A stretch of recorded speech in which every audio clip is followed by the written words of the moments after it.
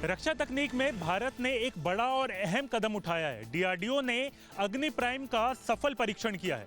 खास बात यह है कि एक रेल आधारित लॉन्चिंग पैड से इस्तेमाल किया गया है और अब भारत उन चुनिंदा देशों में शामिल हो चुका है जो कि इस तरह की तकनीक जो है अपने साथ रखते हैं। और ख़ास बात यह है कि अब भारत जो है अगर किसी भी समय में ऐसी नौबत आती है तो रेल का इस्तेमाल करके भी मिसाइल जो हैं वो लॉन्च किए जा सकते हैं। वीडियो में विकास झा के साथ Harish Jha, news state, Uttar Pradesh, Uttarakhand. UK SSSC paper leak मामले में अब कार्रवाइयों का दौर शुरू हो गया है।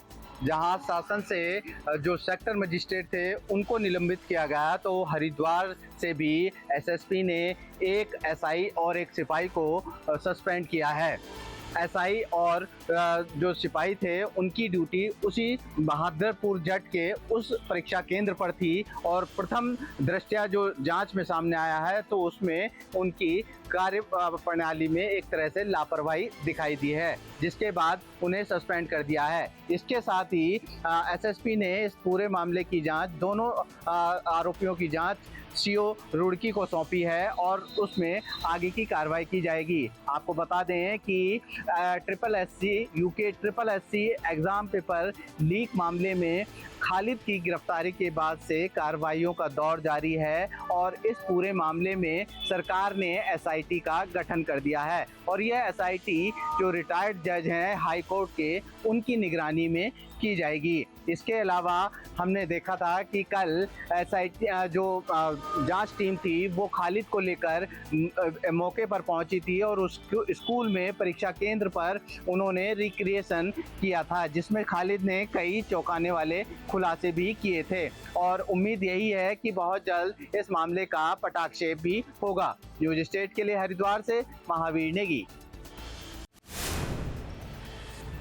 बिहार चुनाव के तारीखों के ऐलान से पहले अब निर्वाचन आयोग ने बिहार के मुख्य सचिव को एक पत्र लिखा है। इस पत्र में सीधे तौर पर कहा गया है कि 6 अक्टूबर से पहले उन सभी अधिकारियों का ट्रांसफर पोस्टिंग कर देना है जिनके ट्रांसफर पोस्टिंग की प्रक्रिया जो है वो अभी रुकी हुई है। देखिए, बिहार में विधानसभा चुनाव से पहले अब आखिरी ट्रांसफर पोस्टिंग का जो दौर है वो 6 अक्टूबर से पहले हो जाना है, जिसको लेकर राज्य निर्वाचन आयोग ने बिहार के मुख्य सचिव, बिहार के डीजीपी और अन्य विभाग के सुप्रीमो को यह पत्र लिखा है, क्योंकि 6 अक्टूबर के बाद जो निर्वाचन आयुक्त हैं देश के वो बिहार दौरे पर होंगे और उस दौरान कई सारी बातें होंगी। लेकिन उससे पहले निर्वाचन आयोग का ये सख्त फरमान है कि 8 अक्टूबर से पहले सभी ट्रांसफर पोस्टिंग हो जाएं और खास तौर पर जिनका 30 नवंबर 2025 तक 3 साल हो जाए उनके ट्रांसफर जो हैं वो अनिवार्य होंगे।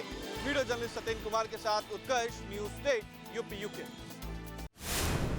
पूर्ण राज्य की मांग को लेकर के जिस तरह से उपद्रव किया गया, यहां पर दंगा भड़काने की कोशिश और दंगा भड़काया गया, वो ग्राउंड जीरो जहां पर सब कुछ हुआ ले में समय मौजूद हैं और वो सच्चाई आपको हम तस्वीरों के जरिए दिखाने जा रहे हैं। सबसे पहले तो आपको दिखाते हैं कि किस तरह से यहां वाहनों को निशाना बनाया गया।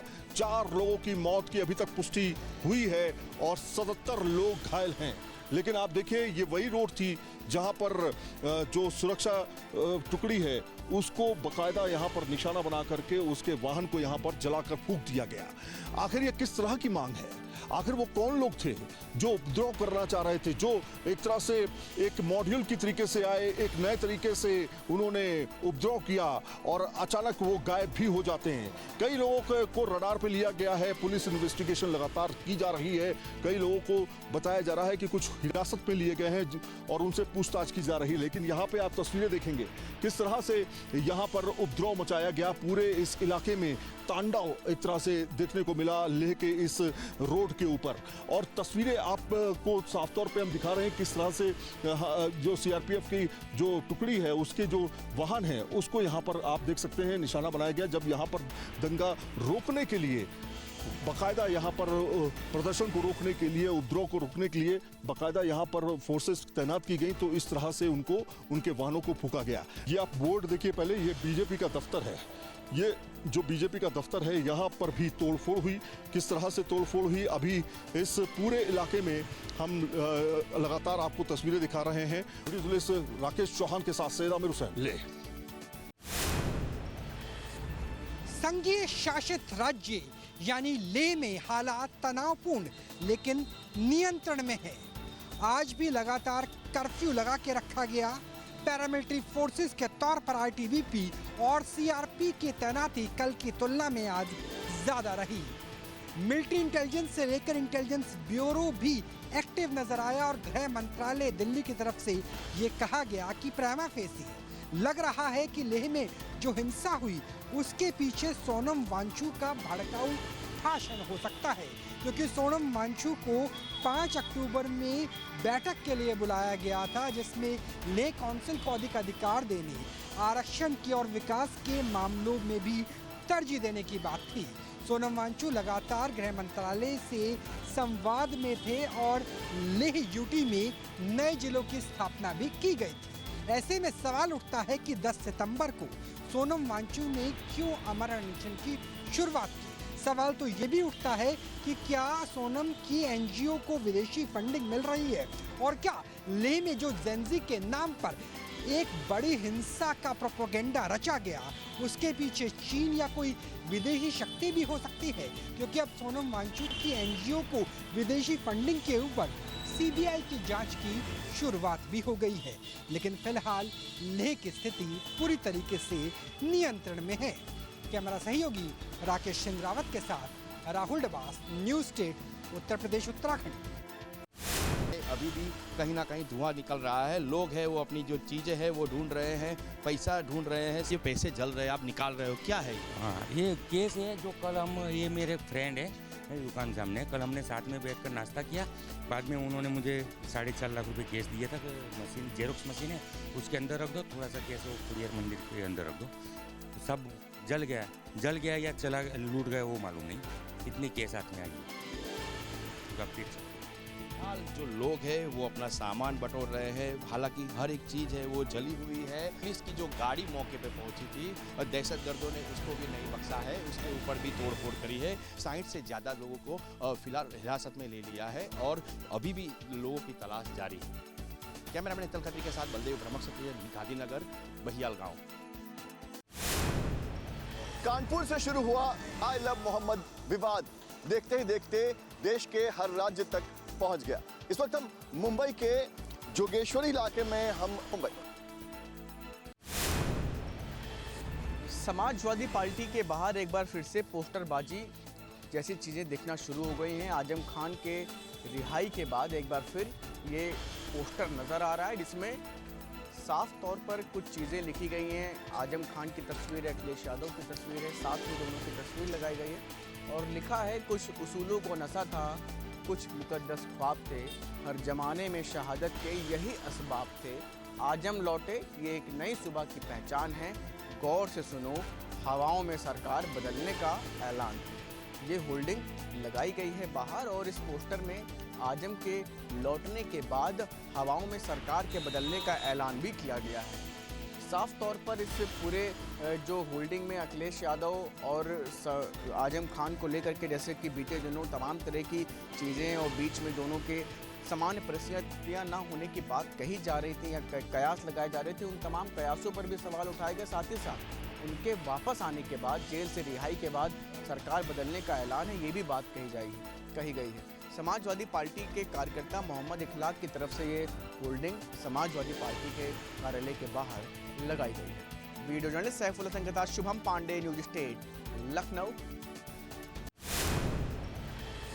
यौन शोषण का आरोपी स्वामी चित्तानंद मामले में चौंकाने वाले खुलासे हुए हैं। दरअसल वो पूरी घटना को अकेले अंजाम नहीं देता था, बल्कि उसके साथ बाबा की पूरी लेडी गैंग थी, जिसमें काजल, भावना और श्वेता नाम की महिलाएं शामिल थी। आपको बताएं, एसोसिएट डीन के पद पर ये महिलाएं काम करती थी और तमाम जो ईडब्ल्यूएस के कोटे पर पढ़ने वाली छात्राएं हैं, इसके अलावा अलग जो छात्राएं हैं, उनको कहीं ना कहीं यही तमाम महिलाएं जो है वो डील करती थी।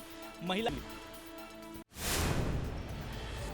जनपद हापुड़ में एक अनोखा मामला सामने आया है, जहां पर जलेबी खाने के बाद जब दुकानदार ने दबंगों से पैसे मांगे तो दबंगों ने दुकानदार की जमकर पिटाई कर दी और उसके साथ इतनी मारपीट की कि अस्पताल में उपचार के दौरान दुकानदार की मौत हो गई, जिसके बाद परिजनों ने जमकर हंगामा किया और पुलिस से कार्रवाई की मांग की। आपको बता दें कि पूरा मामला जनपद हापुड़ के गढ़ कोतवाली क्षेत्र के ग्राम अटसैनी का है। ग्राम अटसैनी निवासी संजय की ग्राम अटसैनी में ही कन्फेक्शनरी और जलेबी की दुकान है। संजय की दुकान पर दबंग पहुंचे और उन्होंने पहले तो जलेबी खाई। जब दुकानदार संजय ने जलेबी के पैसे मांगे तो दबंग भड़क उठे और संजय की जमकर पिटाई कर दी। आसपास के लोगों ने मामला शांत कराया, लेकिन पिटाई के बाद संजय की हालत बिगड़ने लगी तो परिजनों ने दुकानदार संजय को अस्पताल में भर्ती कराया, जहां पर उपचार के दौरान दुकानदार संजय ने दम तोड़ दिया। दुकानदार संजय की मौत के बाद परिजनों में कोहराम मच गया और परिजन आरोपियों को गिरफ्तार करने की मांग को लेकर परिवार ने हंगामा शुरू कर दिया, जिसके बाद आला अधिकारी मौके पर पहुंचे और परिजनों को समझाकर हंगामे को शांत कराया। हालांकि आला अधिकारी जो हैं वो इस मामले में सख्त कार्रवाई कर आरोपियों को जल्द गिरफ्तार करने का दावा कर रहे हैं। मैं चरणजीत, न्यूज़ स्टेट, हापुड़। महाराष्ट्र के लातूर में हो रही लगातार बारिश की वजह से जल जीवन अस्त व्यस्त हो गया है। खेत खलियान तालाब बन चुके हैं तो रास्ते नदियां बन चुके हैं। पिछले 2 दिन से हो रही लगातार बारिश से लातूर ज़िले के उजनी गांव की ये जिला परिषद प्रशाला है, जहां पर पूरी तरह से पानी में डूब गई थी। यहाँ पर आपको बता दें कि यहाँ पर जो बच्चों को खिचड़ी दी जाती है वो खिचड़ी पूरी तरह से यहाँ पर बनाई जाती है और ये पूरी तरह से यहाँ पर पानी में खिचड़ी का जो किचन रूम है पूरा उसमें ये हो गया था। बारिश में जाने की वजह से पूरा कीचड़ किचन रूम में आया और जो जिसमें खाना बनाया जाता है उसमें सब कुछ चिकड़ जाने की वजह से पिछले 2 दिन से यहाँ पर खाना नहीं बन पाया है और यहाँ पर कोई भी स्कूल यहाँ पर नहीं हुआ है। स्कूल ना होने की वजह से स्कूल के बच्चों को छुट्टी दी गई है, क्योंकि यहाँ पर स्कूल में बैठने के लिए जगह ही नहीं, बैठने के लिए कोई सीट नहीं है, क्योंकि पूरा बारिश का पानी पूरे क्लासरूम में जाने की वजह से बच्चों को यहाँ पर छुट्टी दी गई थी। आखिर ये बारिश कब थमेगी और बच्चों की पढ़ाई कब शुरू होगी, ये देखना उतना ही ज़रूरी होगा। आसिफ पटेल, लातूर, महाराष्ट्र।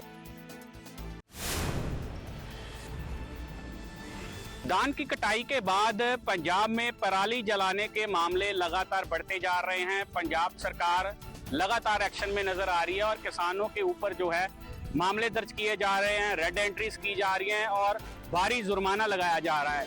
हम इस वक्त अमृतसर के गांव में मौजूद हैं। सबसे पहले आपको तस्वीरें दिखा देते हैं कि ये किसानों की तरफ से पराली को आग लगाई गई है धान की कटाई के बाद। आखिर क्यों आग लगाई गई है, किसानों के साथ बातचीत भी करेंगे। सबसे पहले बता दें कि लगातार जो पंजाब में पराली जलाने के मामले हैं और बात की जाए किसानों की जमीनों की तो उस पर जो है वो रेड एंट्रीज की जा रही हैं, भारी जुर्माना लगाया जा रहा है। सरकार से मांगा भी जहाँ 5-7 हज़ार रुपया देता जावे किले का, ठीक है, नहीं तो फिर आगे लगाई जाएगी इसको। ठीक है, हाँ। तो बिल्कुल किसानों की मजबूरी है। किसानों का कहना है कि उनकी मजबूरी है कि ये जो धान के कटाई के बाद पराली को आग लगाई जा रही है, उनका कहना है कि सरकार को किसानों के लिए सोचना चाहिए, किसानों को स्पेशल बोनस देना चाहिए। वही सब्सिडी पर जो मशीनें दी जा रही हैं, उनका कहना है कि जो गरीब किसान हैं वो अफोर्ड नहीं कर सकते, वो इतनी महंगी मशीनें नहीं ले सकते, जिसके चलते मजबूरी बस उन्हें जो धान की कटाई के बाद पराली को आग लगानी पड़ रही है। वीडियो जर्नलिस्ट विशाल शर्मा के साथ पंकज मल्ली, अमृतसर। जहाँ भक्ति है हर शब्द में, कथाओं में छुपे हैं दिव्य रहस्य और ज्योतिष देता है जीवन को दिशा। धर्म से जुड़ी हर बातों को जानने के लिए हमारे चैनल स्तुति को सब्सक्राइब करें। चैनल पर जाने के लिए इस लिंक पर क्लिक करें।